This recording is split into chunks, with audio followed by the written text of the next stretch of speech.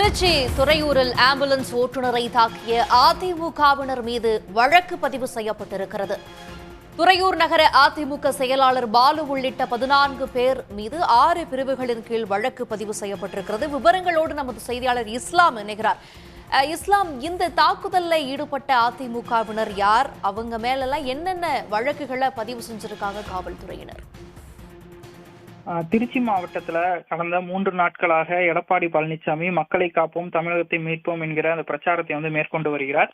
அந்த வகையில நேற்று மாலை மண்ணச்சநல்லூர் பகுதியில் பிரச்சாரத்தை முடித்துவிட்டு துறையூர் தொகுதிக்கு அவர் வந்து கொண்டிருந்தார். அவர் வருவதற்கு முன்பாக துறையூர் தொகுதியில துறையூர் பேருந்து நிலையம் அருகே ஏராளமான அதிமுகவினர் திரண்டு அவரை வரவேற்பதற்காக காத்திருந்தனர். பேருந்து நிலையம் அருகேதான் அவர் பிரச்சாரம் செய்வதற்கான ஏற்பாடும் செய்யப்பட்டிருந்தது. இந்த நிலையில அதிமுக தொண்டர்கள் குவிந்திருக்கக்கூடிய அந்த பகுதியில ஒரு ஆம்புலன்ஸ் ஒன்று சென்றது.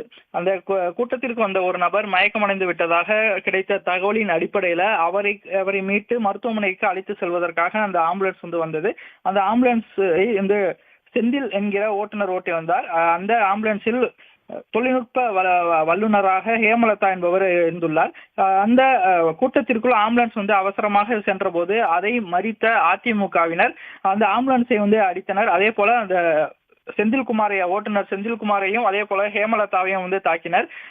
உடனடியாக அங்கிருந்த காவலர்கள் அவர்களை மீட்டு அங்கிருந்து அனுப்பி வைத்தனர். இதில் காயமடைந்த செந்தில்குமார் மற்றும் ஹேமலதா இருவரும் துறையூர் அரசு மருத்துவமனையில சிகிச்சைக்காக அனுமதிக்கப்பட்டனர்.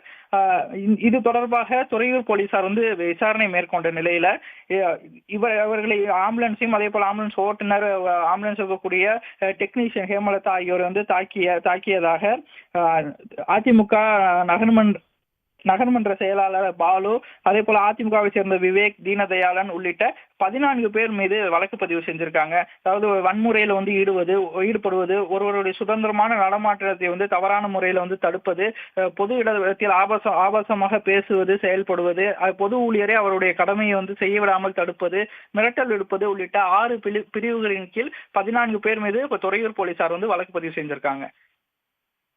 விவரங்களுக்கு நன்றி இஸ்லாம்.